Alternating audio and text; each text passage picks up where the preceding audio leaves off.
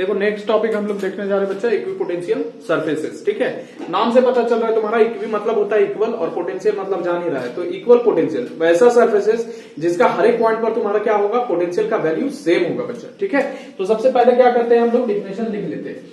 ठीक, तो लिखे हम लोग डिफिनेशन इसका लिखा जाए, the surfaces at every point of which potential due to charge distribution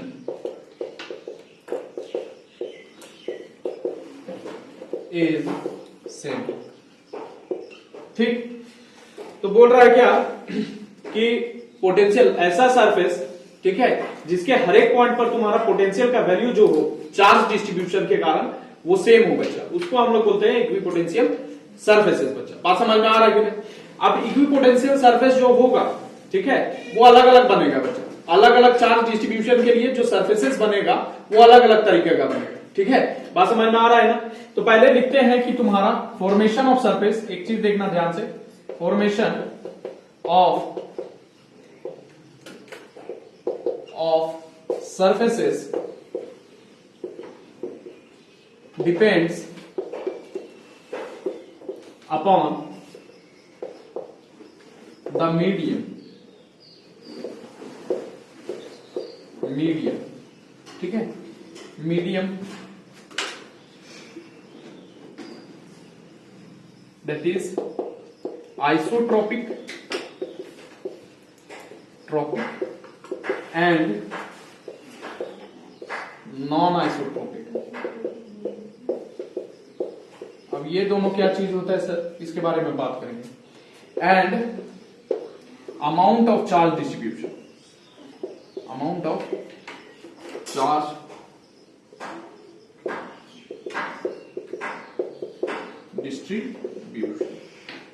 ठीक है। अच्छा, कुछ चीज और बात कर लेते हैं। देखो सबसे पहला चीज है कि वैसा सरफेसेस जिसके हर एक पॉइंट पर तुम्हारा पोटेंशियल का वैल्यू सेम हो, उसको हम लोग क्या बोलते हैं, इक्विपोटेंशियल सरफेसेस बोलते हैं। अब देखो चार्ज का डिस्ट्रीब्यूशन होगा तभी पोटेंशियल निकलेगा, तभी इलेक्ट्रिक फील्ड बनेगा बच्चा।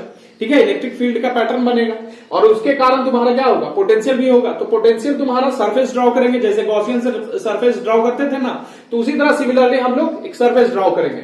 अब देखो सरफेसेस जो बनेगा तुम्हारा इक्विपोटेंशियल सरफेसेस बनेगा, यानी पोटेंशियल का वैल्यू जो सेम होगा, जिसके हर एक पॉइंट पर पोटेंशियल का वैल्यू सेम होगा, उसका फॉर्मेशन डिपेंड करता है, ठीक है, मीडियम पर। ठीक है, पहला चीज मीडियम पर डिपेंड करेगा, और मीडियम हो सकता है आइसोट्रोपिक हो, नॉन आइसोट्रोपिक हो। अब ये क्या चीज होता है, इसका बात करते हैं। And amount of charge distribution, यानी कितना चार्ज है बच्चा, उस पर भी डिपेंड करेगा कि सरफेस कैसा होगा बच्चा। बात समझ में आ रहा है कि नहीं? तो आइसोट्रोपिक और नॉन आइसोट्रोपिक तुम्हारा मीडियम क्या होता है?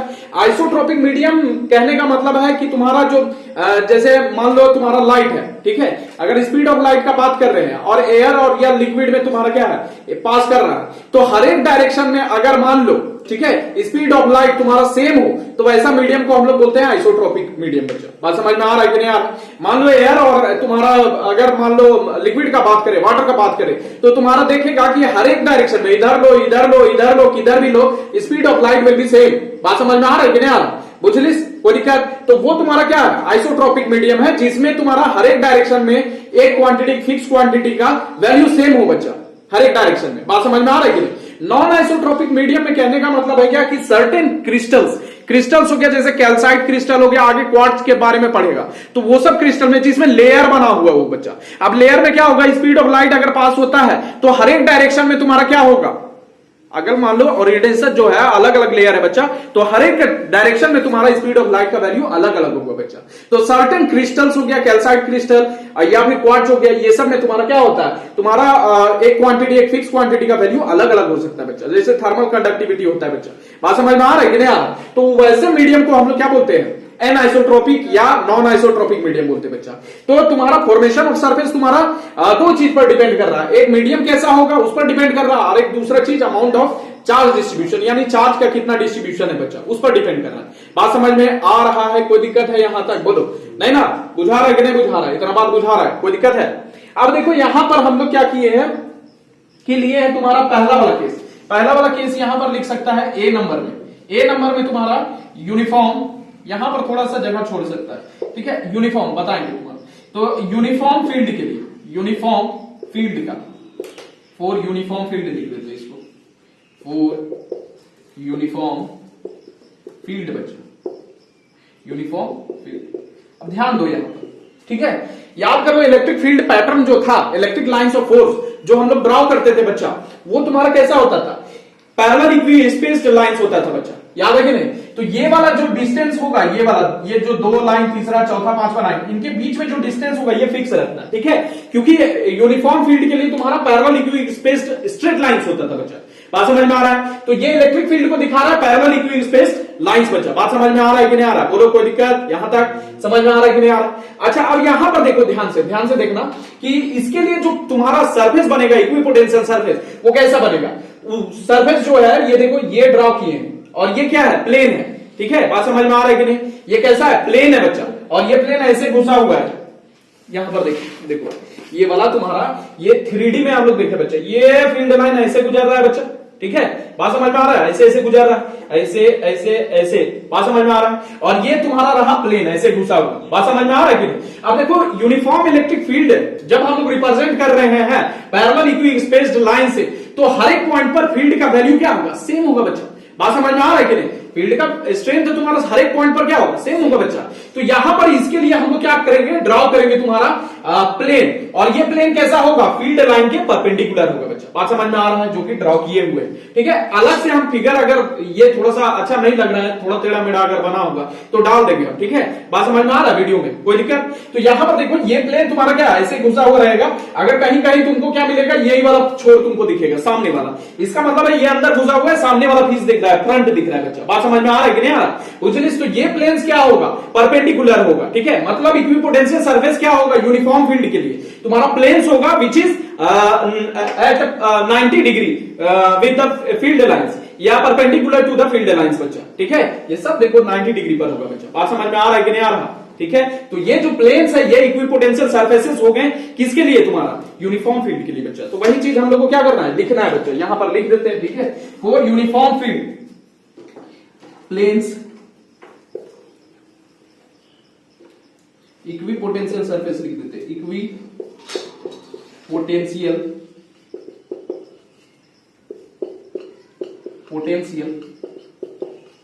surfaces are perpendicular, are planes perpendicular to field lines.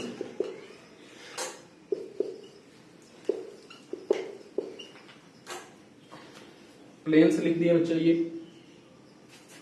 Eight equal distances, इसको लिख दो, इक्वल डिस्टेंसेस। देखो ध्यान से, ये प्लेन्स जो होंगे इनके बीच में जो डिस्टेंस होगा वो भी तुम्हारा क्या होगा? फिक्स होगा बच्चा। बात समझ में आ रहा है ना? फिक्स मतलब कांस्टेंट होगा बच्चा। ऐसा नहीं है कि ये वाला प्लेन में क्लोज रख दिए हैं, वो वाला तुम्हारा दूर रख दिए बच्चा। बात समझ में आ रहा है कि नहीं? तो तुम्हारा जो प्लेन्स के बीच में होगा वो तुम्हारा डिस्टेंस सेम होगा। क्यों? क्योंकि फील्ड का स्ट्रेंथ आगे वाला में देखेंगे क्या कि तुम्हारा जो इक्विपोटेंशियल सरफेस ड्रॉ करेंगे वो क्लोजर होगा और तुम्हारा क्या होगा?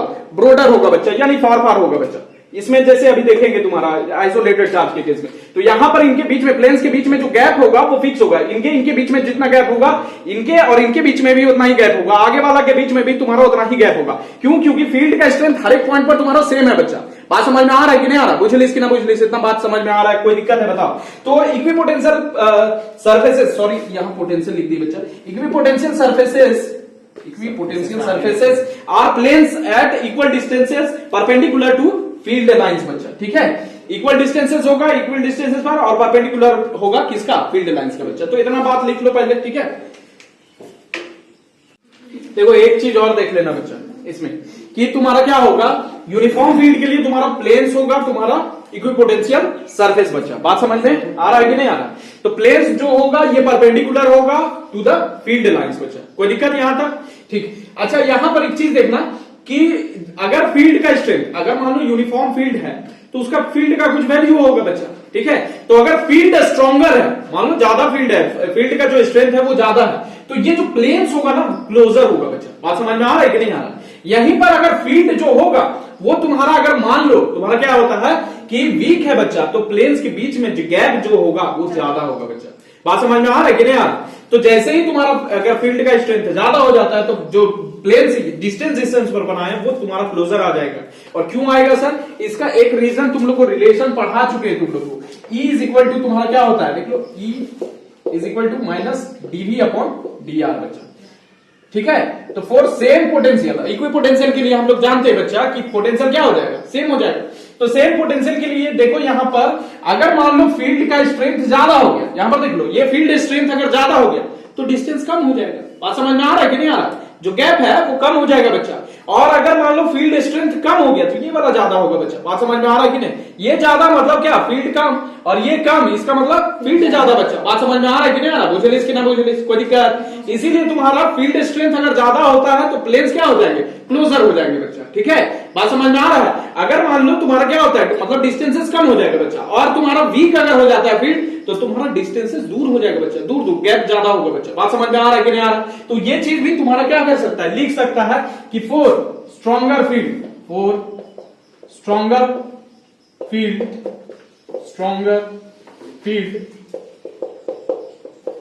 planes will be closer, planes will be closer, and for weaker field के क्या होगा, planes will be far apart, farther लिख सकते हो, ठीक है। कोई दिक्कत यहां तक? आई होप दिक्कत नहीं है, ठीक है। कोई दिक्कत बोलो नहीं ना? अच्छा ठीक। अब देखो दूसरा केस हम लोग देखते हैं, फॉर एन आइसोलेटेड चार्ज, पहला वाला में कोई दिक्कत नहीं है, आइसोलेटेड चार्ज। अब आइसोलेटेड चार्ज यानी तन्हाई में रहने वाला चार्ज, यानी अकेला रहने वाला चार्ज, ठीक है। बताएं ये चीज, ठीक है। अब देखो यहां पर हम लोग जानते हैं कि potential due to isolated charge या point charge, single point charge के कारण तुम्हारा पोटेंशियल का वैल्यू कितना होता है, ठीक है। For an isolated charge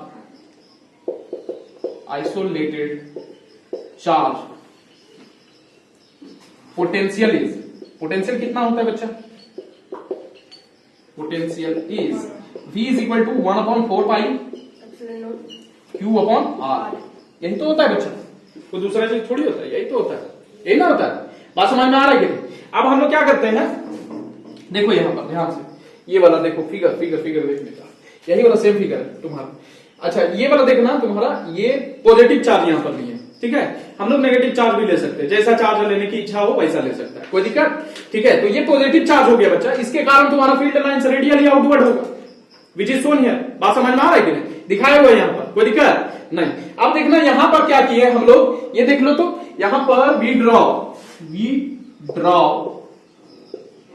a sphere of radius r बच्चा, ठीक है। यहां पर ड्रॉ किया हुआ है तुम्हारा, देख लो ध्यान से। सपोज करो ये पहला वाला दिख रहा है, पता नहीं, ठीक है। ये पॉजिटिव चार्ज हो गया बच्चा, ठीक। यहां पर देखना ये पॉजिटिव चार्ज, और ये वाला तुम्हारा क्या, थोड़ा सा बड़ा सर्कल हम लोग खींचे, सर्कल एक्चुअली ये सर्कल नहीं है, ये तुम्हारा 3D में है बच्चा, ठीक है, स्फीयर बनाया हुआ है। बात समझ में आ रहा है? तो ये रहा तुम्हारा पॉजिटिव चार्ज। अब तुम्हारा क्या होगा, फील्ड लाइन इनसे निकलेगा बच्चा। तो हम लोग आर रेडियस का तुम्हारा क्या किए, यहां पर जूम करके इसको थोड़ा सा दिखा देते बच्चा। ये तुम्हारा पॉजिटिव चार्ज हो गया बच्चा, और इसके चारों तरफ सपोज करो ये पॉजिटिव चार्ज तुम्हारा सेंटर पर है, सेंटर यहां पर है, ठीक। और इसके चारों तरफ तुम्हारा आर रेडियस का एक स्फीयर बना है बच्चा। बात समझ में आ रहा है कि नहीं? ये हम लोग बोर्ड में बना रहे हैं इसीलिए तुम्हारा दिख नहीं सकता। बात समझ में आ रहा है कि नहीं? हालांकि तुम लोग इमेजिन कर सकता है कि यहां पर चार्ज रखा हुआ है, इसके चारों तरफ तुम्हारा क्या है, स्फीयर बना हुआ है, कितना रेडियस का, आर रेडियस का बच्चा। बात समझ में आ रहा है कि नहीं? अब तुम्हारा देखो यहां पर डिपेंड करता है तुम्हारा क्या, काची पर तुम्हारा पोटेंशियल पहला चीज तुम्हारा डिपेंड कर रहा है चार्ज पर बच्चा। यहां पर देख लो ये चीज तो कांस्टेंट है मेरा, ठीक है। Potential due to a point charge तुम्हारा किस किस चीज पर डिपेंड कर रहा है? एक पहला चीज चार्ज पर डिपेंड कर रहा है कि चार्ज का स्ट्रेंथ कितना है। अब चार्ज तो यहाँ पर एक ही ठोल लिए तुम्हारा प्लस क्यू चार्ज जो भी होगा बच्चा, यहाँ प्लस क्यू चार्ज अगर ले लिए तो ये प्लस क्यू चार्ज हो गया तुम्हारा यहाँ पर। अच्छा ये चार्ज फिक्स कर दिए, ये वाला फिक्स कर दिए बच्चा। डिपेंड किस पर कर रहा है? आप रेडियस पर या फिर डिस्टेंस पर डिपेंड कर रहा है बच्चा। बात समझ में आ रहा है कि नहीं आ रहा? पूछ लीजिए ना पूछ लीजिए। अब देखो यहाँ पर देखना ध्यान से कि जब हम लोग खींचेंगे यहां से, यहाँ ये पॉजिटिव चार्ज हो गया बच्चा, यहां से हम लोग डिस्टेंस लेंगे तो ये भी आर रेडियस, ये वाला पॉइंट भी देखो यहाँ पर ए पॉइंट अगर मान लो ले लिए इसको ए पॉइंट माने तो, और ये वाला बी पॉइंट भी अगर मान ले यहां से तो ये भी रेडियस ही होगा बच्चा। यहां से भी आर रेडियस ही होगा, ये सी पॉइंट का। बात समझ में आ रहा है? यहां से भी अगर खींचेंगे तो ये तुम्हारा डी पॉइंट होगा बच्चा, आर रेडियस का ही होगा। यहां से तुम्हारा ई पॉइंट अगर लिया जाए तो ये भी रेडियस होगा बच्चा, यानी फिक्स रेडियस का होगा। बात समझ में आ रहा है कि नहीं आ रहा? सब देखो पॉइंट जो है वो फिक्स तुम्हारा डिस्टेंसेस पर होगा बच्चा, आर डिस्टेंसेस पर होगा बच्चा। बात समझ में आ रहा है कि नहीं आ रहा? अरे ये सरफेस तुम्हारा आर डिस्टेंसेस पर होगा कि नहीं? और चार्ज डिस्ट्रीब्यूशन तुमको मालूम है क्यू है और आर डिस्टेंसेस है। बात समझ में आ रहा है कि नहीं? तो ये वाला और ये दोनों तुम्हारा क्या हो गया? फिक्स हो गया। तो हर एक पॉइंट पर पोटेंशियल का वैल्यू सेम होगा क्या? बोलो, नहीं समझ में आ रहा? अरे बाबा यहां पर देखो ये पॉजिटिव चार्ज हो गया तुम्हारा। पहला चीज पोटेंशियल किस पर डिपेंड करता है? ये वाला तो तुम्हारा फिक्स हो गया। चार्ज डिस्ट्रीब्यूशन, चार्ज हम लोग क्यू ले लिए बच्चा, फिक्स हो गया। बात समझ में आ रहा है? अब हर एक पॉइंट का तुम्हारा देख लो तो डिस्टेंस कितना है सेंटर से, चार्ज से कितना डिस्टेंस है तुम्हारा? आर ही तो डिस्टेंस है हर एक पॉइंट। ये वाला तुम्हारा जो सरफेस बनाए, स्फीयर बनाए, हर एक पॉइंट इस पर हर एक पॉइंट का जो दूरी होगा चार्ज से वो आर ही होगा ना बच्चा, रेडियस के बराबर होगा कि नहीं होगा? बुझ लीजिए कि ना बुझ लीजिए। तो क्यू फिक्स हो गया, आर फिक्स हो गया, तो पोटेंशियल तुम्हारा फिक्स नहीं हो जाएगा हर एक पॉइंट के लिए? बोलो समझ में आ रहा है कि नहीं आ रहा? इधर बात समझ में आ रहा है? तो एक जो स्फीयर बना है, ये चार्ज तुम्हारा सेंटर पर बैठा हुआ है और हर एक पॉइंट आर रेडियस पर है, चार्ज हम लोग फिक्स कर दिए बच्चा, तो पोटेंशियल फिक्स हो जाएगा हर एक पॉइंट के लिए कि नहीं? बोलो इस सरफेस पर पोटेंशियल सेम हो जाएगा कि नहीं हो जाएगा हर एक पॉइंट के लिए?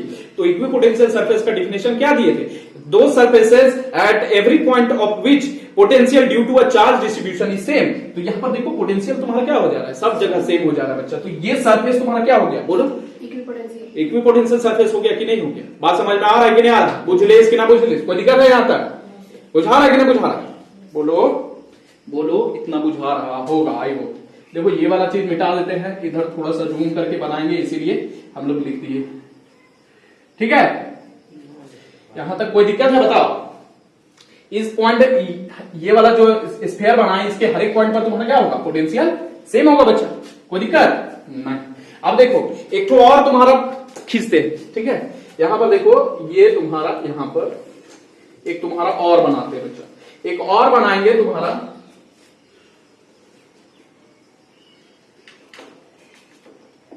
एक और बनाते हैं। देखो और ये वाला पर तुम्हारा ये वाला सरफेस बना है, तो इस पर तुम्हारा क्या था? पोटेंशियल सेम था बच्चा। इसी तरह एक और सरफेस इसके चारों तरफ बना है, चार्ज के चारों तरफ बना है बच्चा। अब यहां से देखना ये वाला डिस्टेंस मान लो, ये R1 डिस्टेंस माने बच्चा, ठीक है। R1 डिस्टेंस पर तुम्हारा यहां पर वाला पॉइंट अगर ए पॉइंट ले, ठीक है, यहां पर पॉइंट तुम्हारा ये भी R1 डिस्टेंस पर होगा कि नहीं होगा? बताओ। ये पॉइंट यहां पर भी अगर लेंगे तो ये भी R1 डिस्टेंस पर होगा कि नहीं होगा? क्योंकि स्फीयर में तुम्हारा पूरा का पूरा रेडियस जो होता है, अगर स्फीयर बना रहे हैं, उसका सरफेस ले रहे हैं, तो सेंटर से स्फीयर का दूरी क्या होगा? सब जगह फिक्स होगा बच्चा, हर एक पॉइंट पर। बात समझ में आ रहा है? तो ए पॉइंट पर तुम्हारा फिक्स डिस्टेंस R1 होगा, ये बी पॉइंट भी तुम्हारा क्या होगा? सेम डिस्टेंस पर होगा, और तुम्हारा सी पॉइंट भी इसी तरह जितना पॉइंट लेंगे सब फिक्स डिस्टेंस पर होगा बच्चा। बात समझ में आ रहा है कि नहीं आ रहा? बुझ लीजिए कि ना बुझ लीजिए। और चार्ज कितना लिए? क्यू लिए बच्चा। ये देखो ये वाला टर्म तुम्हारा कांस्टेंट, क्यू भी तुम्हारा क्या फिक्स, यहां पर क्यू चार्ज ले रहे बच्चा।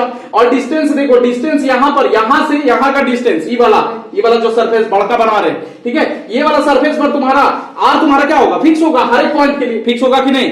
अरे स्फीयर है तो तुम्हारा रेडियस फिक्स होगा ना हर एक पॉइंट के लिए। बात समझ में आ रहा है कि नहीं? तो यहां भी आर, यहां भी आर, यहां पर भी आर, ऐसे आर चलते जाएगा कि नहीं चलते जाएगा? तो हर एक पॉइंट पर पोटेंशियल तुम्हारा क्या हो जाएगा? फिक्स होगा कि नहीं होगा? क्योंकि चार्ज भी फिक्स और डिस्टेंस भी फिक्स हो जाएगा बच्चा। बात समझ में आ रहा है कि नहीं आ रहा? तो हर एक सरफेस पर, ये वाला सरफेस पर तुम्हारा क्या होगा? पोटेंशियल तुम्हारा सेम हो जाएगा कि नहीं होगा? वही चीज यहां पर बना है। ये देखो पहले छोटा वाला सरफेस है बच्चा, ठीक है, फिर बड़ा, फिर तुम्हारा और बड़ा, फिर और बड़ा, फिर और बड़ा बच्चा। बात समझ में आ रहा है कि नहीं आ रहा? तो हर एक यहां पर देखना, नो डाउट यहां पर पोटेंशियल जो होगा, ये वाला जो जितना, अगर मान लो ये V1 पोटेंशियल है, यहां पर क्या है?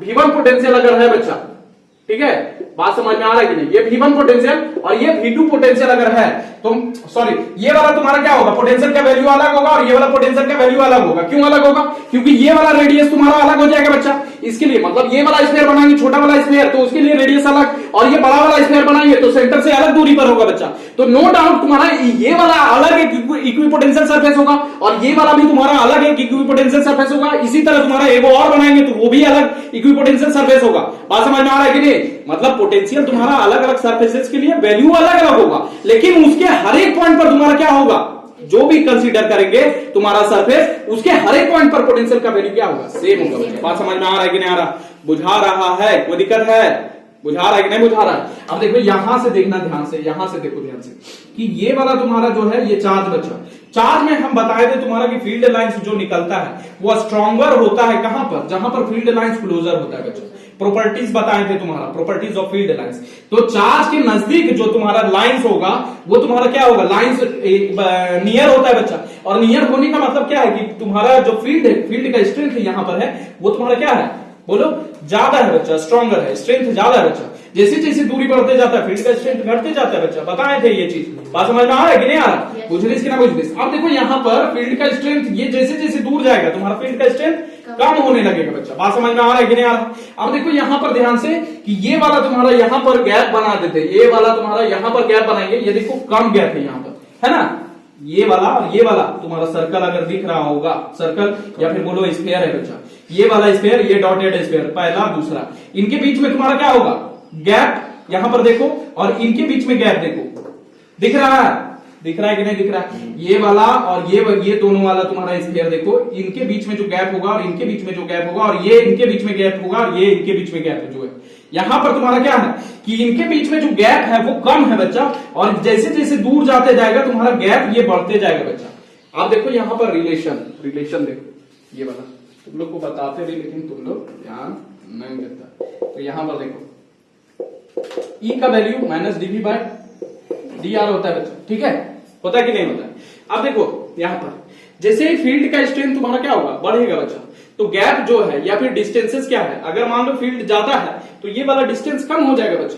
तो यहां पर फील्ड कहां पर स्ट्रांग है, स्ट्रांग नियर द चार्ज है बच्चा। तो तुम्हारा ये जो गैप है बच्चा, ये गैप जो है ये तुम्हारा क्या होगा, कम होगा बच्चा। बात समझ में आ रहा है कि नहीं? क्योंकि फील्ड का स्ट्रेंथ यहां पर क्या है, ज्यादा है बच्चा। बात समझ में आ रहा है ना? फील्ड का स्ट्रेंथ यहां पर ज्यादा है, इसीलिए सरफेसेस के बीच में जो गैप होगा वो कम होगा बच्चा। बात समझ में आ रहा है कि नहीं? उसी तरह यहां पर फील्ड तुम्हारा वीक होगा इनकी तुलना में, यहां की तुलना में यहां पर फील्ड क्या होगा, वीक होगा बच्चा। बात समझ में आ रहा है? इसीलिए जब फील्ड वीक हो गया तो डिस्टेंसेस क्या हो जाएगा, ज्यादा हो जाएगा बच्चा। तो इसीलिए गैप यहां पर ज्यादा हो गया बच्चा। उसके बाद इसकी तुलना में यहां पर तुम्हारा फील्ड का स्ट्रेंथ घट जाएगा बच्चा। जब घट जाएगा तो गैप बढ़ जाएगा बच्चा। बात समझ में आ रहा है कि नहीं? फिर से यहां पर फील्ड क्या हो जाएगा, वीकर हो जाएगा बच्चा। जब वीकर हो जाएगा तो तुम्हारा गैप क्या हो जाएगा, यानी डिस्टेंसेस बढ़ जाएगा बच्चा। इसीलिए ये गैप क्या है, ऑलमोस्ट इंक्रीजिंग है गैप। बात समझ में आ रहा है कि नहीं आ रहा? बुझलिस कि ना बुझलिस? कोई दिक्कत है यहां तक? समझ में आ रहा है कि नहीं आ रहा? बुझा रहा है? कोई दिक्कत है यहां तक? नहीं ना? अच्छा यहां पर देखो फील्ड का, यहां पर पोटेंशियल कितना बताया, V is equal to 1/4πε0 Q/r बताया बच्चा। तो जैसे जैसे डिस्टेंस बढ़ेगा तुम्हारा, बात समझ में आ रहा है, जैसे जैसे डिस्टेंस बढ़ाएंगे पोटेंशियल क्या होते जाएगा, घटते जाएगा बच्चा। तो यहां पर तुम्हारा ये वाला में तुम्हारा पोटेंशियल यहां पर क्या होगा, ज्यादा होगा कि कम होगा, ज्यादा होगा बच्चा, ज्यादा होगा ना। अरे डिस्टेंस कम तो तुम्हारा क्या होगा, पोटेंशियल ज्यादा बच्चा। फिर तुम्हारा इधर डिस्टेंसेस जैसे जैसे बढ़ाते जाएंगे तो तुम्हारा क्या होगा, पोटेंशियल कम होते जाएगा बच्चा। बात समझ में आ रहा है कि नहीं आ रहा? तो इसके लिए पोटेंशियल यहां से जैसे जैसे बड़ा बड़ा सर्कल ड्रॉ करते जाएंगे, स्फीयर ड्रॉ करते जाएंगे तो पोटेंशियल क्या होते जाएगा, घटते जाएगा बच्चा। बात समझ में आ रहा है कि नहीं? पहले 10 वोल्ट था, उसके बाद 9 वोल्ट, उसके बाद 8 वोल्ट, 7 वोल्ट, इस तरह से तुम्हारा चलते जाएगा बच्चा। बात समझ में आ रहा है? और गैप जो होगा वो बढ़ते जाएगा। बात समझ में आ रहा है कि नहीं? पोटेंशियल कम होते जाएगा और गैप क्या होते जाएगा, बढ़ते जाएगा बच्चा। बात समझ में आ रहा है कि नहीं आ रहा? इतना बात समझ में आ रहा है, आई होप। तो यहां पर लिख सकते हैं, यहां पर देखो तो आप लिख सकते हैं, तुम्हारा क्या लिख सकते हैं भैया, लिख सकते हैं कि equipotential surfaces for isolated charge क्या होगा, कॉन्सेंट्रिक स्फीयर्स। बोल सकते हैं कि नहीं बोल सकते? लिखते हैं यहां पर इक्वी पोटेंशियल, दूसरा मार्कर यूज किया जाए, equi potential surfaces for isolated charge concentric, concentric मतलब क्या, सेंटर जिनका क्या हो, बोलो कॉन्सेंट्रिक तुम्हारा मतलब है कॉन्सेंट्रिक, सेंटर जिनका सेम हो, ठीक है, कॉन्सेंट्रिक स्फेरिकल सेल्स बच्चों। यही चीज पूछता है कि equipotential surfaces for uniform field are the planes at right angle तुम्हारा टू द फील्ड्स। बच्चा बात समझ में आ रहा है कि नहीं आ रहा है? इसमें क्या होगा तुम्हारा आइसोलेटेड चार्ज के लिए कॉन्सेंट्रिक स्फेरिकल सेल्स होगा। बच्चा बात समझ में आ रहा है कि नहीं आ रहा? मुझे लेस कि ना मुझे लेस, कोई दिक्कत है यहां तक? तो ये चीज पहले नोट डाउन करें और बना ले, ठीक है। देखो एक थर्ड वाला केस हम लोग देख लेते हैं बच्चा, एक तो और बचा हुआ है जो बताएंगे, ठीक है। For an electric dipole, electric dipole के लिए तुम्हारा क्या केस हो सकता है? देखो तो इलेक्ट्रिक डाइपोल मतलब अपोजिट एंड इक्वल चार्जेस, यही तो होता है। तो सपोज करो यहां पर हम लोग क्या किए हैं, ये देखो पॉजिटिव हो गया, ये नेगेटिव चार्ज हो गया। बात समझ में आ रहा है कि नहीं? अब यहां पर ध्यान देना क्या है, सुनो ध्यान से। यहां पर देख सकता है कि जो स्फेरिकल सरफेस, ये सरफेस जो बनाए हैं, ये सरफेसेस तुम्हारा क्लोजर है इधर बच्चा, और इधर दूर हो जा रहा है। बात समझ में आ रहा है? यहां पर भी देखो नजदीक में तुम्हारा क्या हो जा रहा है, यहां पर क्लोजर हो जा रहा है सरफेसेस बच्चा, और यहां पर दूर हो जा रहा है, अंडा जैसा बनाया हुआ है। बात समझ में आ रहा है कि नहीं आ रहा? बुझलिस कि ना बुझलिस? अब देखो इसका रीजन देखना ध्यान से यहां पर रीजन देखना, यहां पर देखना फील्ड का जो वैल्यू तुम्हारा बीच में यहां पर देखो, यहां से पॉजिटिव से तुम्हारा क्या होगा, फील्ड लाइन निकलेगा बच्चा। बात समझ में आ रहा है कि नहीं? फील्ड लाइन पॉजिटिव पर से निकलेगा और टर्मिनेट कहां पर होगा, नेगेटिव पर होगा बच्चा, ठीक है। अच्छा यहां से देखना फील्ड लाइन जो तुम्हारा क्या होगा, ये अंदर घुसेगा बच्चा। यहां पर फील्ड पैटर्न ड्रॉ किए हैं, पॉजिटिव से निकलेगा और तुम्हारा नेगेटिव पर टर्मिनेट होगा बच्चा। यहां से भी तुम्हारा पॉजिटिव से निकलेगा और नेगेटिव पर टर्मिनेट होगा बच्चा। बात समझ में आ रहा है? यहां तक कोई दिक्कत नहीं है, ये चीज जानता है तुम लोग, ठीक है। अब यहां पर देखना कि फील्ड का स्ट्रेंथ कहां पर ज्यादा होगा, बीच में, इधर, या तुम्हारा इधर, बताओ कहां पर ज्यादा होगा फील्ड का स्ट्रेंथ, बोलो। फील्ड का स्ट्रेंथ देखो यहां पर इसके कारण तुम्हारा फील्ड किधर निकलेगा, इधर डायरेक्शन होगा बच्चा, होगा कि नहीं होगा? अरे ये वाला पॉजिटिव चार्ज के कारण फील्ड का जो तुम्हारा स्ट्रेंथ होगा, डायरेक्शन जो होगा वो इधर ही होगा बच्चा, और इसके कारण नेगेटिव चार्ज के कारण ये इवन होगा बच्चा। नेगेटिव चार्ज के कारण भी तुम्हारा डायरेक्शन किधर होगा, इधर ही होगा बच्चा। बात समझ में आ रहा है कि नहीं? दोनों का डायरेक्शन एक ही तरफ होगा, बीच में। बात समझ में आ रहा है कि नहीं? बीच में तुम्हारा E1 के कारण डायरेक्शन इधर, E2 के कारण भी डायरेक्शन इधर ही होगा। तो जब नेट फील्ड निकालेंगे तो तुम्हारा E1 और E2 क्या हो जाएगा, ऐड हो जाएगा बच्चा, और फील्ड का स्ट्रेंथ यहां पर बीच में क्या हो जाएगा, बढ़ जाएगा बच्चा। बात समझ में आ रहा है कि नहीं आ रहा? बुझलिस कि ना बुझलिस? दोनों चार्ज के कारण कोई दिक्कत है यहां तक? अब बोलो यहां पर नेगेटिव चार्ज के कारण तुम्हारा क्या होगा, इधर फील्ड तुम्हारा एक ही कारण होगा, यहां पर फील्ड अपना वाला, ठीक है, और इधर वाला तुम्हारा इधर वाला अपना वाला होगा बच्चा। यहां पर क्या होगा, दोनों के कारण होगा, इसीलिए नेट फील्ड तुम्हारा क्या होगा, ज्यादा होगा यहां पर, अगर कंपैरिजन करें इधर और इधर से। बात समझ में आ रहा है कि नहीं आ रहा? बुझलिस कि ना बुझलिस? जहां पर फील्ड तुम्हारा ज्यादा, E इज इक्वल टू क्या होता है, माइनस dV अपॉन dr बच्चा, यानी जहां पर तुम्हारा फील्ड ज्यादा वहां पर क्या हो जाएगा, तुम्हारा डिस्टेंस कम हो जाएगा बच्चा। बात समझ में आ रहा है कि नहीं आ रहा? बुझलिस कि ना बुझलिस? कोई दिक्कत है? मतलब जहां पर फील्ड ज्यादा, फील्ड कहां पर ज्यादा, बीच में ज्यादा, तो तुम्हारा डिस्टेंस गैप्स बिटवीन तुम्हारा सर्फेसेस विल बी लेस। बात समझ में आ रहा है कि नहीं? वहां पर कम होगा बच्चा, क्योंकि फील्ड क्या हो गया, ज्यादा हो गया बच्चा। तो इसीलिए यहां पर क्या है तुम्हारा, यहां पर देखो ध्यान से, यहां पर गैप जो है ये कम हो गया बच्चा। बात समझ में आ रहा है कि नहीं? डिस्टेंस बिटवीन जो तुम्हारे, या गैप्स बिटवीन जो सर्फेसेस है वो कम हो गया बच्चा। बात समझ में आ रहा है? क्यों? क्योंकि फील्ड का स्ट्रेंथ यहां पर ज्यादा है, और इधर क्या है, फील्ड का स्ट्रेंथ कम है बच्चा। जब फील्ड का स्ट्रेंथ कम तो डिस्टेंसेस क्या हो जाएगा, ज्यादा हो जाएगा बच्चा। बात समझ में आ रहा है? इसीलिए तुम्हारा इधर गैप्स जो है स्फेरिकल या फिर सर्फेसेस का, जो तुम्हारा इक्विपोटेंशियल सर्फेस है वो क्या हो जाएगा, तुम्हारा कम हो जाएगा, उनके बीच में गैप, सॉरी ज्यादा हो जाएगा बच्चा, गैप तुम्हारा क्या है, ज्यादा होगा। क्यों? क्योंकि वीक फील्ड है इधर बच्चा। बात समझ में आ रहा है कि नहीं आ रहा? सिमिलरली एक पॉजिटिव चार्ज तुम्हारा, ये सिमिलर चार्ज के कारण भी तुम्हारा क्या होगा, बनाएंगे बच्चा, और उसको समझाएंगे तुम्हारा, ठीक है। तो आज देखते हैं फिर।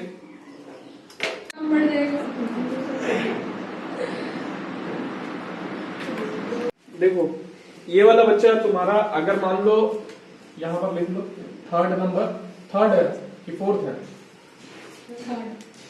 थर्ड होगा, नहीं फोर्थ होगा ना, 2 और 1 3 बता चुके हैं, फोर्थ नंबर होगा ये। आइसोलेटेड एक बताएं तुम्हारा प्लेन परपेंडिकुलर वाला तुम्हारा, ठीक है। एक बताएं तुम्हारा जो यूनिफॉर्म फील्ड के कारण था तुम्हारा, इक्विपोटेंशियल सरफेस जो प्लेन परपेंडिकुलर था टू द फील्ड लाइंस, ठीक है। एक दूसरा बताएं तुम्हारा आइसोलेटेड चार्ज के कारण, और एक तीसरा बताएं तुम्हारा डायपोल के कारण बच्चा, ठीक है। और एक फोर्थ वाला जो होगा 2 सिमिलर चार्जेस के लिए, 2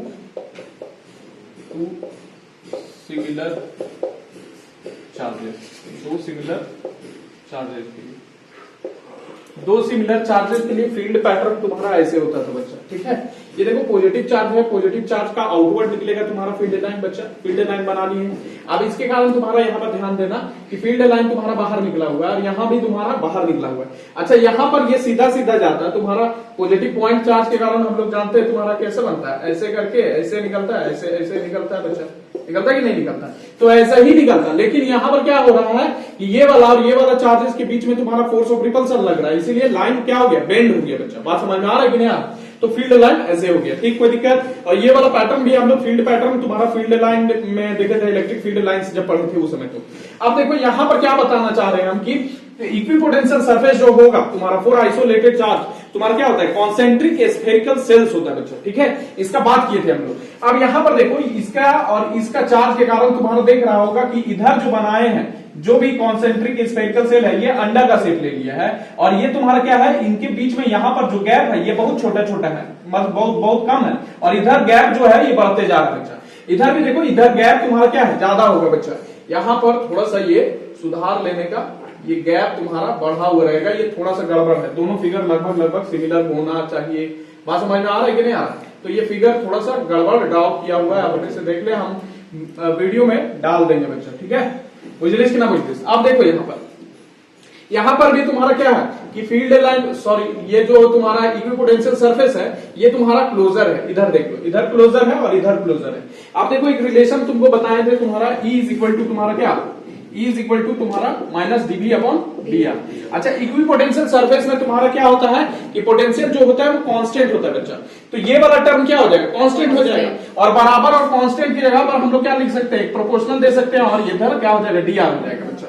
अब देखो जहां पर फील्ड स्ट्रॉन्गर, वहां पर तुम्हारा जो इक्विपोटेंशियल सरफेस के बीच में गैप्स होगा वो तुम्हारा क्या हो जाएगा, कम हो जाएगा बच्चा, ठीक है। और जहां पर फील्ड तुम्हारा कम, वहां पर जो इक्विपोटेंशियल सरफेसेस के बीच में डिस्टेंस होगा वो तुम्हारा ज्यादा होगा, ये गैप तुम्हारा क्या हो जाएगा, ज्यादा हो जाएगा। मतलब ये ज्यादा तुम्हारा इलेक्ट्रिक फील्ड जहां पर स्ट्रॉन्गर होगा, गैप्स तुम्हारा क्या हो जाएगा, कम हो जाएगा, और ये वाला जहां पर कम होगा वहां पर गैप्स जो हो जाएगा वो ज्यादा हो जाएगा बच्चा। तो देखो यहाँ पर क्या हो रहा है, यहाँ पर ध्यान देना, ये पॉजिटिव चार्ज के कारण तुम्हारा फील्ड है, E1 मान ली, इसको E1 मान लेते हैं, ये E1 किधर होगा, इधर होगा बच्चा, ठीक है। अच्छा, दोनों सिमिलर चार्ज ले रहे हैं तो फील्ड भी तुम्हारा क्या होगा, सिमिलर होगा। तो यहाँ पर देखो तुम्हारा क्या है, ये E1 फील्ड इधर हो गया, और तुम्हारा इसके कारण भी फील्ड किधर होगा, इधर होगा बच्चा, ठीक है। ये E2 फील्ड होगा बच्चा। दोनों क्या करेगा, यहाँ पर जब फील्ड दोनों अपोजिट डायरेक्शन में, तो नेट फील्ड निकालेंगे तो यहाँ पर वीक निकलेगा फील्ड बच्चा। बात समझ में आ रहा है? तो ये बीच में जो है, ये चार्जेस के बीच में फील्ड कैसा है, फील्ड स्ट्रेंथ वीक है बच्चा। बात समझ में आ रहा है कि नहीं आ रहा? अच्छा, यहाँ पर कंपैरिजन करें तो यहाँ के कारण तुम्हारा फील्ड इधर निकलेगा बच्चा, इसके कारण E1 भी, और इसके कारण भी फील्ड के इधर निकलेगा, इधर ही निकलेगा बच्चा। तो E1 और E2 इधर मिला के तुम्हारा क्या हो जाएगा, स्ट्रॉन्गर फील्ड हो जाएगा बच्चा, इधर स्ट्रॉन्गर होगा। बात समझ में आ रहा है कि नहीं आ रहा? बुझलिस? यहाँ पर भी देखो, और इधर भी डायरेक्शन, जो ये पॉजिटिव चार्ज है इसके कारण आगे निकलेगा, तो इधर फील्ड हो गया E1, और ये वाला चार्ज के कारण भी इधर ही फील्ड होगा बच्चा, E2। बात समझ में आ रहा है कि नहीं? तो देखो दोनों एक ही डायरेक्शन में, इसीलिए नेट फील्ड क्या हो जाएगा, ज्यादा हो जाएगा बच्चा, यहाँ पर और यहाँ पर भी बच्चा। बात समझ में आ रहा है? और बीच में क्या हो जाएगा, वीक हो जाएगा। अब देखो जहां पर स्ट्रॉन्गर फील्ड होता है, स्ट्रॉन्गर फील्ड होगा, वहां गैप क्या होगा, कम होगा बच्चा। किसके बीच में, इक्विपोटेंशियल सरफेसेस के बीच में। तो इक्विपोटेंशियल सरफेसेस के बीच में गैप कहां है, यहाँ पर कम है बच्चा, और इधर क्या है, ज्यादा है, क्योंकि यहाँ वीक फील्ड है और इधर क्या है, स्ट्रॉन्गर फील्ड है बच्चा। इधर भी देखो तुम्हारा वीक फील्ड है और इधर स्ट्रॉन्गर फील्ड है, इसीलिए तुम्हारा इक्विपोटेंशियल सरफेसेस के बीच में जो गैप है वो क्या हो गया, तुम्हारा कम हो गया बच्चा। बात समझ में आ रहा है कि नहीं आ रहा? बुझलिस कि ना बुझलिस? कोई दिक्कत है यहाँ तक? बोलो, यहाँ तक कोई दिक्कत नहीं होना चाहिए, ठीक है। यहां तक कोई दिक्कत नहीं है, ठीक है। अब यहां पर देखो, ये तो मैथमेटिकल वाला टर्म बताएं सर, ठीक है। एक देखो इसका एक्चुअल जो मीनिंग है, जो कि कोई तुमको जल्दी बताता नहीं है, ठीक है। ये देखो इसका एक्चुअल मीनिंग क्या है, कि गैप तुम्हारा ज्यादा और कम क्यों होता है सर।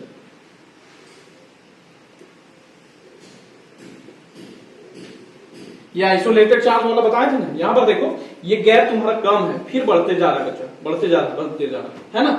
ये बताए थे तुम्हारा कि फील्ड का स्ट्रेंथ क्या होता है, धीरे धीरे विद द डिस्टेंस घटते जाता है बच्चा, और जब घटेगा तो तुम्हारा गैप क्या होगा, बढ़ेगा। यहाँ पर देखो गैप, वही चीज यहाँ पर क्या हो रहा है, बढ़ते जा रहा है, वो तो तुम्हारा बताया मैथमेटिक्स से। अब यहाँ पर देखो, ध्यान से देखना, यहाँ पर तुम्हारा अगर मान लो एक चार्ज लेके आए, ये पॉजिटिव चार्ज है, और यहाँ पर एक चार्ज लेके आए, सपोज करो यहाँ पर अगर तेज चार्ज लेके आए, तो यहां पर ज्यादा फोर्स लगेगा कि यहां पर ज्यादा फोर्स लगेगा? बोलो, ए पॉइंट पर एक लेके आए हैं और एक बी पॉइंट है, ये कहां पर ज्यादा फोर्स लगेगा बताओ? ए पॉइंट पर लगेगा। क्यों? क्योंकि तुम्हारा पॉजिटिव चार्ज के नजदीक है और यहां पर फील्ड स्ट्रेंथ ज्यादा होगा बच्चा। तो फोर्स जब ज्यादा होगा, ध्यान दो कि फोर्स जब तुम्हारा यहां पर ज्यादा होगा तो ये तुम्हारा जितना पोटेंशियल एनर्जी स्टोर करके रखा है अपने अंदर, बताए थे कि कॉन्फ़िगरेशन में तुम्हारा क्या होगा, चार्ज जब लेके आएंगे तो पोटेंशियल एनर्जी स्टोर हो जाएगा उसमें बच्चा। बात समझ में आ रहा है कि नहीं? कॉन्फ़िगरेशन में पोटेंशियल एनर्जी क्या हो जाएगा, स्टोर हो जाएगा। तो इसके अंदर स्टोर्ड एनर्जी, अब जब फोर्स लगेगा बच्चा, जब फोर्स लगा कि इसको भगाना चाहेगा तो उतना ही जल्दी क्या करेगा, इस पर तुम्हारा फोर्स ज्यादा लगेगा क्योंकि इलेक्ट्रिक फील्ड का स्ट्रेंथ यहां पर ज्यादा है बच्चा। बात समझ में आ रहा है? नजदीक है तो ज्यादा है, जब ज्यादा होगा तो फोर्स इस पर ज्यादा लगेगा और एक्सेलरेट एकदम तेजी से करेगा, और जब एक्सेलरेट तेजी से करेगा तो पोटेंशियल एनर्जी किसमें कन्वर्ट हो जाएगा, काइनेटिक एनर्जी में। बात समझ में आ रहा है? यानी जितना पोटेंशियल एनर्जी स्टोर करके रखा है कॉन्फ़िगरेशन में वो तुम्हारा सारा रिलीज कर देगा किसमें, काइनेटिक एनर्जी में कन्वर्ट हो जाएगा बच्चा, फटाक से। और फटाक से कितना जल्दी करेगा, जितना जल्दी करेगा उतना कम डिस्टेंस ट्रेवल करेगा, इसीलिए गैप क्या है, ये कम है बच्चा। और यहां पर क्या है, फोर्स, यहां पर देख लो, यहां पर चार्ज में फोर्स तुम्हारा क्या होगा, तुम्हारा कम लगेगा क्योंकि फील्ड तुम्हारा यहां पर वीकर है बच्चा। अब जब वीकर है तो फोर्स भी तुम्हारा क्या होगा, कम लगेगा बच्चा। अब जब फोर्स कम लगेगा तो एक्सेलरेट धीरे धीरे करेगा, और जब एक्सेलरेट धीरे धीरे करेगा तो धीरे धीरे डिस्टेंस पूरा, यानी जितना पोटेंशियल एनर्जी स्टोर करके रखा था, ठीक है, कॉन्फ़िगरेशन में, वो तुम्हारा क्या हो जाएगा, काइनेटिक एनर्जी में कन्वर्ट होने में टाइम लगेगा बच्चा। और जब टाइम लगेगा तो दूरी तय करेगा बच्चा। बात समझ में आ रहा है ना? इसीलिए गैप ज्यादा होगा यहां पर। बात समझ में आ रहा है कि नहीं आ रहा? इसका रियल मीनिंग यही है। बात समझ में आ रहा है कि नहीं आ रहा? बुझलिस कि ना बुझलिस? कोई दिक्कत है यहां तक? बोलो, इतना बात समझ में आ रहा है? अब देखो कुछ प्रॉपर्टीज जो है तुम्हारा ये इक्विपोटेंशियल सरफेसेस का वो लिखना है, ठीक है। सबसे पहले ड्रॉ कर लो, ठीक है, चीजों को, और उसके बाद हम लोग क्या करते हैं, प्रॉपर्टीज लिखते हैं। देखो 4-5 प्रॉपर्टीज है तुम्हारा इक्विपोटेंशियल सरफेस का बच्चा, वो देख लेते हैं हम लोग, ठीक है। तो पहला वाला प्रॉपर्टीज जो है वो लिख लेना कि तुम्हारा no work is done in moving a test charge from one point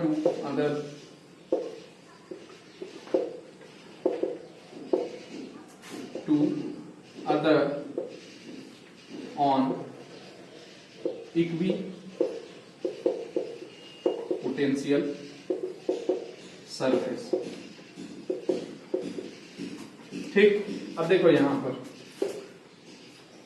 suppose करो ए से बी हम लोग जा रहे हैं बच्चों, 2 पॉइंट है, ठीक। और इसके बीच में जो है तुम्हारा बोल क्या रहा है कि ए से बी जाने में कोई भी काम नहीं करना पड़ेगा, ठीक है। ए से बी पॉइंट जाने में कोई भी काम नहीं करना पड़ेगा अगर सरफेस कैसा है, इक्विपोटेंशियल है बच्चे। अब इसको हम लोग देखते हैं कैसे। देखो हम लोग जानते हैं potential difference is equal to V B minus क्या होता है, वीए, ठीक है। फाइनल माइनस इनिशियल पोटेंशियल होता है कि नहीं होता है? होता है ना बच्चा? तो वीबी माइनस वीए लिख सकते हैं इसको, बोलो। अच्छा यहां पर देखना इक्विपोटेंशियल सरफेस है। अब पोटेंशियल अगर इक्वल है इस सरफेस पर तो हर एक पॉइंट पर पोटेंशियल क्या होगा, सेम होगा बच्चा। तो पोटेंशियल डिफरेंस कितना हो जाएगा, 0 होगा।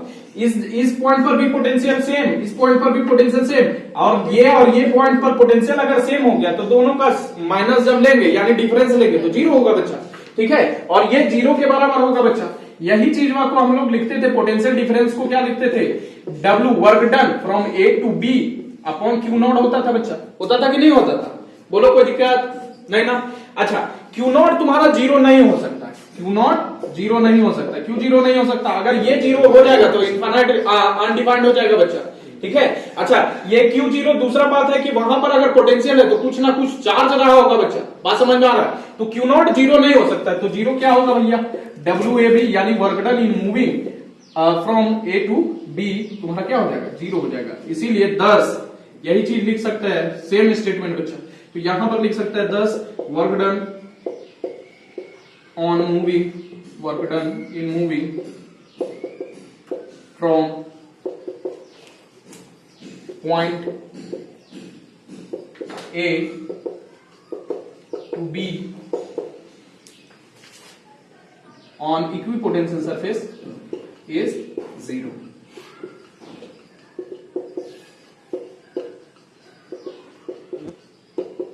ये पहला वाला हो गया बच्चा, ठीक है। दूसरा वाला केस हम लोग देखेंगे बच्चा, इसमें आई होप कोई दिक्कत नहीं है। दूसरा वाला केस देखेंगे कि देखेंगे क्या कि इलेक्ट्रिक फील्ड होगा, अगर पोटेंशियल है तो चार्ज होगा, और चार्ज होगा तो इसका फील्ड भी बनेगा। जो फील्ड होगा वो सरफेस तुम्हारा, ये बेसिकली सरफेस जो है ऐसे करके बनाया है बच्चा, ये तुम्हारा सरफेस जो है ये बेसिकली कैसा है, सरफेस ऐसे है डाला हुआ है, ऐसे है बच्चा। बात समझ में आ रहा है कि नहीं आ रहा है? और इस पर तुम्हारा पॉइंट बैठा हुआ है, बात समझ में आ रहा है? तो यहां से कहीं से भी इस इक्विपोटेंशियल सरफेस में कोई भी पॉइंट से कोई भी पॉइंट में जा रहे हैं, वहां से जो वर्क डन करना पड़ेगा इस सरफेस पर, वर्क डन जो करेंगे वो तुम्हारा कितना होगा, 0 के बराबर होगा बच्चा। बात समझ में आ रहा है कि नहीं आ रहा? पूछ लिस कि ना पूछ लिस? तो ये पहला चीज हो गया। दूसरा केस क्या देखेंगे कि इलेक्ट्रिक फील्ड लाइन जो होगा या इलेक्ट्रिक फील्ड जो होगा वो परपेंडिकुलर होगा इक्विपोटेंशियल सरफेस का। दूसरा वाला केस देखेंगे, पहले नोट डाउन करो इसको, ठीक है? देखो दूसरा वाला बच्चा जो केस है, यहां पर क्या किए हैं, ये इक्विपोटेंशियल सरफेस लिए, ठीक। अब यहां से यहां ये लेंथ है तुम्हारा डीएल है मान लो, ठीक है? बात समझ में आ रहा है? तो हम लोग एक चीज जानते हैं फॉर्मूला, और ये वाला फॉर्मूला तुम लोग को पोटेंशियल डिफरेंस वाला में भी बताए थे कि D W upon Q not, ठीक है, ये तुम्हारा होता है ई डॉट डीएल के बराबर होता है। ये वाला चीज, ये वाला शायद तुम लोग को याद नहीं है, अब देखिए याद दिलाते, ये डेल्टा भी और ये होता था माइनस ई डॉट डीएल के बराबर, ये वाला निकाले थे, ये लिखाए थे कहीं पर। तो सेम तुम्हारा फॉर्मूला यहाँ पर तुम्हारा लगेगा बच्चा, ठीक है? अच्छा ये डी डब्ल्यू है तो ये इंटीग्रेशन नहीं लगेगा बच्चा, ये तुम्हारा जब पूरा करते हैं, पूरा निकालते हैं, तब तुम्हारा पूरा वर्क डन जब निकालते हैं तो इंटीग्रेशन करते हैं हम लोग, तो उस समय तुम्हारा इंटीग्रेशन लगेगा बच्चा। बात समझ में आ रहा है? तो D W upon Q not इसका अलग से डेरिवेशन है जो कि करवाए नहीं थे तुम लोग को, ठीक है? तो ये बेसिकली होता है d W upon Q naught is equal to इतना बच्चा। अब यहां पर देखो, एज हम लोग जानते क्या है कि डी डब्ल्यू तुम्हारा क्या होता है, work done in moving the test charge from one point A से बी तक तुम्हारा क्या होता है, 0 होता है बच्चा। होता है कि नहीं होता है?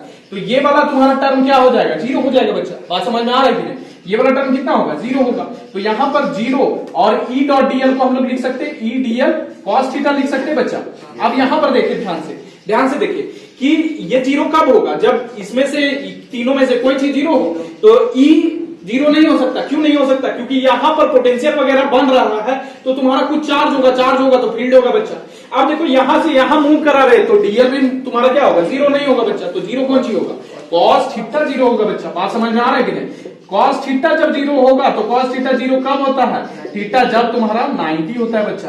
बात समझ में आ रहा है कि नहीं आ रहा? जब थीटा क्या होता है, 90 होता है। और थीटा किसके किसके बीच का एंगल है, थीटा तुम्हारा ई और डीएल के बीच का एंगल है बच्चा। बात समझ में आ रहा है कि नहीं? अरे ई डॉट डीएल लिखते हैं ना, तो थीटा किसके बीच का एंगल है, तुम्हारा इलेक्ट्रिक फील्ड और डीएल के बीच। डीएल क्या हो गया, एलिमेंट हो गया तुम्हारा बच्चा। बात समझ में आ रहा है कि नहीं? ई और डीएल के बीच का तुम्हारा एंगल कितना, थीटा, विच इज 90 डिग्री। मतलब समझो कि डीएल तुम्हारा ये तुम्हारा कहां पर है, सरफेस पर है बच्चा। डीएल कहां पर है, यहीं से ए पॉइंट है और ये बी पॉइंट है, यहीं से यहीं हम तो मूव कर रहे हैं। तो डीएल तुम्हारा एलिमेंट कहां हो गया, सरफेस हो गया, सरफेस पर हो गया बच्चा। तो इलेक्ट्रिक फील्ड किधर होगा, ऐसे होगा बच्चा। बात समझ में आ रहा है कि नहीं? यानी परपेंडिकुलर होगा एलिमेंट का, एलिमेंट डीएल का तुम्हारा क्या होगा, परपेंडिकुलर, क्योंकि 90 डिग्री का बनाना है दोनों के बीच में एंगल। तो अगर डीएल तुम्हारा पड़ा हुआ है सरफेस पर तो तुम्हारा ये वाला तुम्हारा क्या बोलते हैं, इलेक्ट्रिक फील्ड कैसे होगा, ऐसे होगा 90 डिग्री। बात समझ में आ रहा है ना? तो देखो एलिमेंट डीएल पर तुम्हारा परपेंडिकुलर है, इसका मतलब पूरा सरफेस पर परपेंडिकुलर है बच्चा। बात समझ में आ रहा है कि नहीं? तो या तो डीएल बोल लो या फिर तुम्हारा इक्विपोटेंशियल सरफेस का परपेंडिकुलर बोल लो, दोनों एक ही चीज है। तो यहां पर लिख सकता है 10 यहां पर क्या होगा कि electric field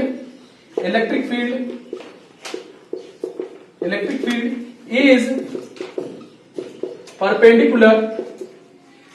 perpendicular to element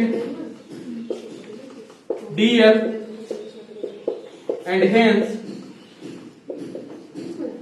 to equipotential surface also। मतलब इक्विपोटेंशियल सरफेस पर भी होगा और एलिमेंट डीएल पर भी होगा बच्चा। बात समझ में आ रहा है? क्यों? क्योंकि डीएल वहीं पर तो है, तुम्हारा सरफेस पर ही है। मतलब डीएल अगर तुम्हारा परपेंडिकुलर है तो तुम्हारा क्या होगा, सरफेस भी होगा, तो सरफेस भी तो परपेंडिकुलर होगा इलेक्ट्रिक फील्ड के, या इलेक्ट्रिक फील्ड परपेंडिकुलर होगा सरफेस का। बात समझ में आ रहा है कि नहीं आ रहा, बोलो कोई दिक्कत? ठीक है, कोई दिक्कत है इसमें, नोट डाउन करो। 8 नंबर प्रॉपर्टी है बच्चा, कि इक्वी पोटेंशियल सरफेसेस जो होता है, equi potential surfaces indicate the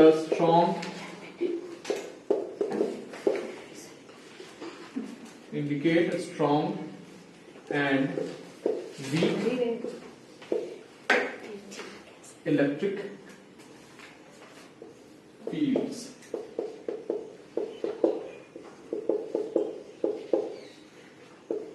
इस बात को अंडरलाइन कर ले। अब देखें कि इक्विपोटेंशियल सरफेस का तुम्हारा दो प्रॉपर्टी हम लोग बताएं, और तुम्हारा इक्विपोटेंशियल सरफेसेस जो होता है वो दिखाता है कि स्ट्रॉन्गर फील्ड कहां पर होगा और वीकर फील्ड कहां पर होगा बच्चा। ठीक है, तो ये वाला रिलेशन तुम लोग पहले से जानते हैं कि E इज इक्वल टू तुम्हारा माइनस dV अपॉन dr होता है। ठीक है, अच्छा यहां पर देखना for equipotential surface, for equi यहां पर लिख सकता है equipotential surface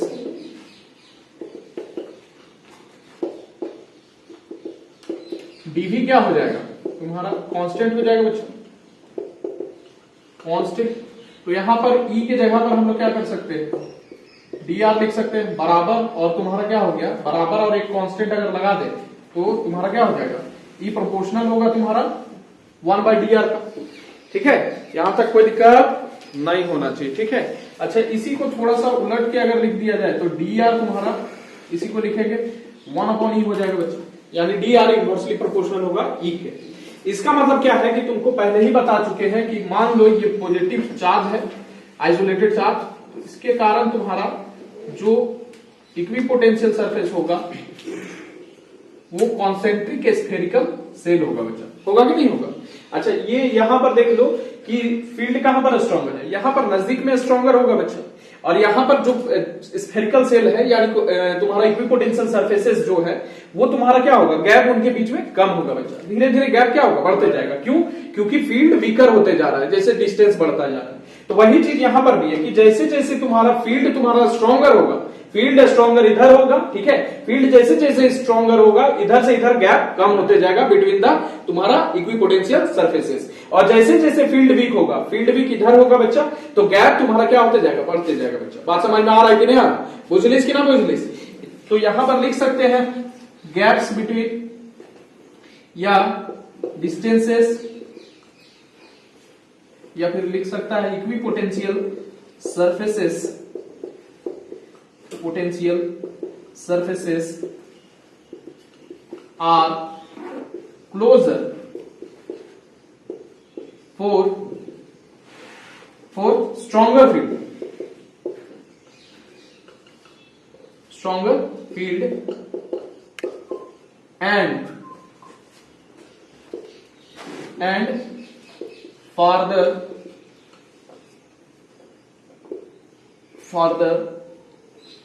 for weaker field।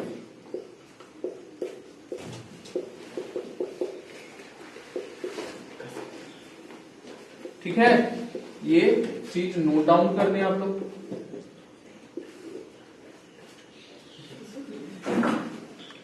देखो लास्ट वाला प्रॉपर्टी है कि जो इक्विपोटेंशियल सरफेसेस है, इक्विपोटेंशियल सरफेसेस वो कभी एक दूसरे को इंटरसेक्ट नहीं करेगा। Equipotential surfaces can not intersect काहे मुझे, काहे की because at the point of intersection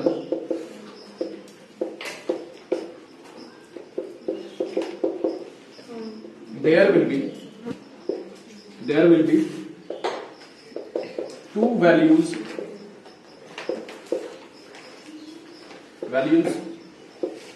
of potential,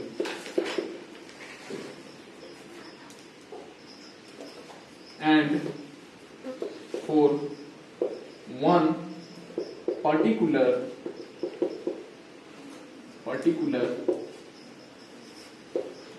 equipotential surface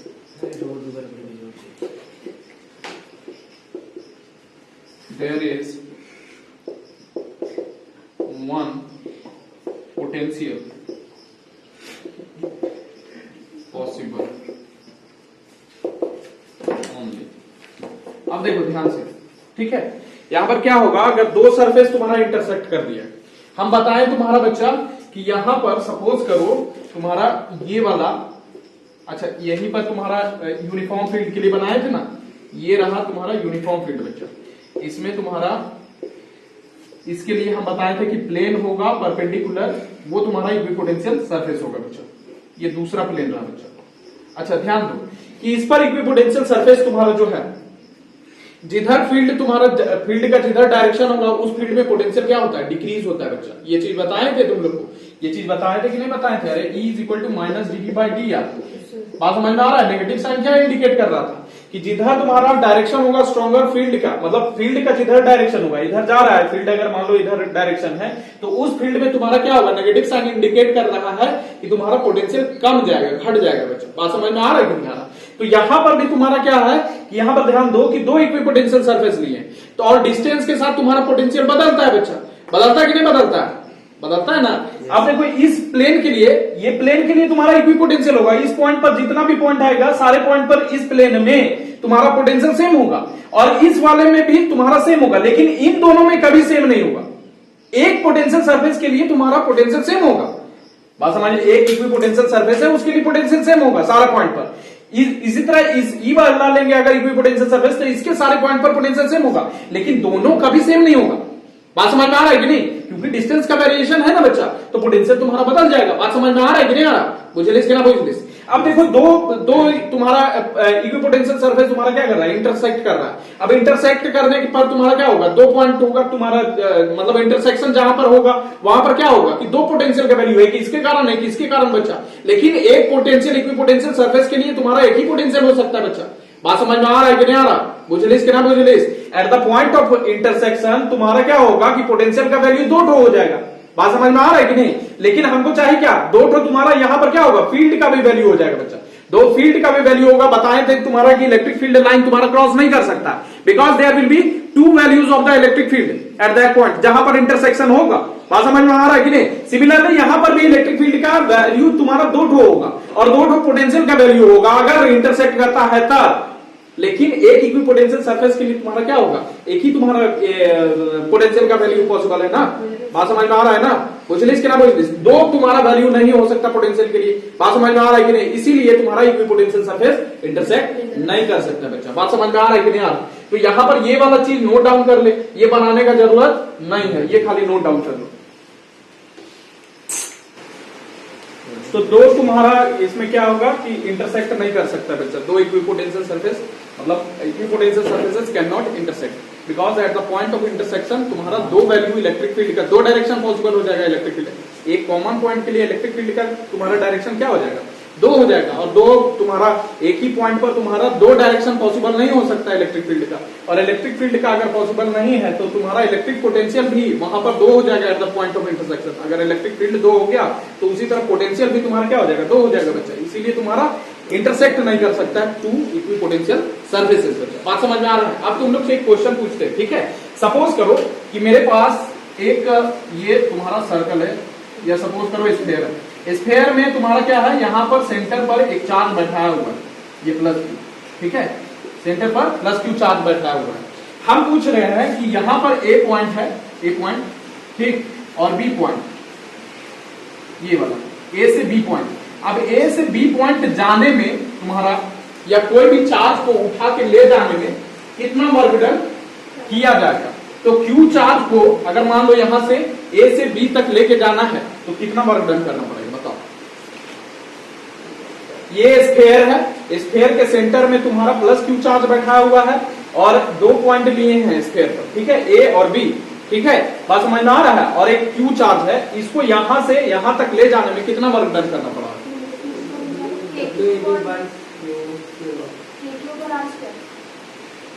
गलत बात, वर्क डन जो होगा वो जीरो होगा, क्यों जीरो होगा? देखो यहां पर ध्यान दो, ये वाला यहाँ पर, ये वाला पॉइंट भी लेंगे, ये वाला भी पॉइंट लेंगे, ये पॉइंट भी लेंगे, कोई भी पॉइंट लेंगे, ये r डिस्टेंस पर होगा कि नहीं होगा, ये रेडियस होगा इसका, r डिस्टेंस पर होगा कि नहीं होगा।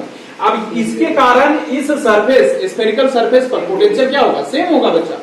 और जब पोटेंशियल सेम होता है तो वर्क डन क्या हो जाता है, जीरो हो जाता है, क्योंकि पोटेंशियल सरफेस पर तुम्हारा वर्क डन क्या होता है, जीरो होता है। बताएं तुम्हारा A B B minus B A is equal to तुम्हारा क्या, डब्ल्यू अपॉन क्यू होगा बच्चा। बात समझ में आ रहा है कि नहीं आ रहा।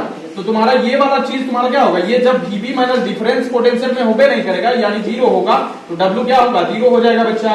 बुझलिस कि ना बुझलिस, बोलो कोई दिक्कत है नहीं ना, समझ में आ रहा है कि नहीं। तो वर्क डन क्या हो जाएगा, जीरो होगा। बात समझ में आ रहा है कि नहीं आ रहा, बुझलिस। तो ये वाला सवाल तुम लोग लिख लो, तुम्हारा ये बताएंगे, ठीक है। लिखो इसको, क्वेश्चन को लिखेंगे, छोटा सा क्वेश्चन कर लेते हैं पोटेंशियल सरफेस के लिए, ठीक है। तो बोला है कि the equipotential surface for a point charge, point charge के लिए तुम्हारा equipotential surface for a point charge, ठीक है, दिया हुआ है, ठीक। अब देखो इसका बोल रहा है for a point charge of 1 coulomb 1 nano coulomb has the potential of 9 volt. यहां पर दिया हुआ है सबसे पहले गिवन देख लेते हैं कि इसका चार्ज कितना है, Q सपोज करो 1 नैनो कूलम।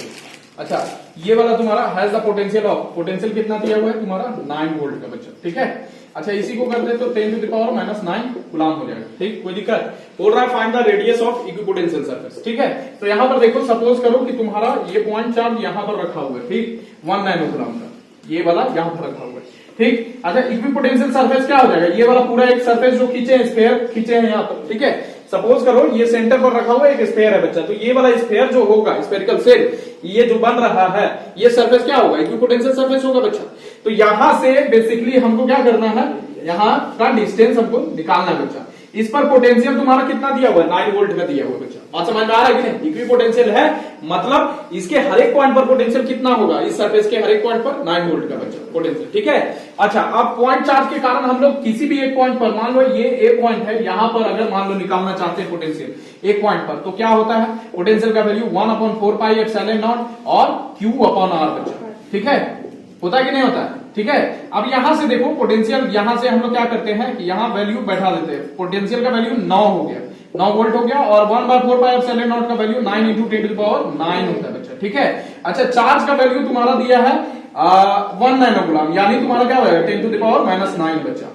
अच्छा, आर हमको मालूम नहीं है, वही चीज हमको क्या करना है, निकालना है। यहां से देखो 10 टू द पावर 9 और 10 टू द पावर -9, ये दोनों क्या हो जाएगा, 10 टू द पावर 0 हो जाएगा, और 10 टू द पावर 0 कितना होगा, 1 होगा बच्चा। यहां से 9 कट जाएगा, ठीक है। तो यहाँ 1 बचा, यहां पर भी क्या बचेगा, 1 बचेगा बच्चा, ठीक है, अपॉन r बचेगा। अब यहां से r निकालेंगे तो r इधर क्रॉस मल्टीप्लाई हो जाएगा तुम्हारा, तो r will be equal to 1 metre, यानी रेडियस कितना होगा, 1 मीटर का होगा। स्फेरिकल शेल जो बनाएंगे उसका रेडियस कितना होगा, 1 मीटर का होगा बच्चा। अगर चार्ज तुम्हारा बैठा हुआ है सेंटर पर तुम्हारा, और वो कितना का है, 1 नैनो कूलम का, और पोटेंशियल कितना कैरी कर रहा है इक्विपोटेंशियल सरफेस तुम्हारा, तो वो कर रहा है अगर मान लो 9 वोल्ट का, तब तुम्हारा जो रेडियस होगा वो 1 मीटर का होगा। बात समझ में आ रहा है कि नहीं आ रहा।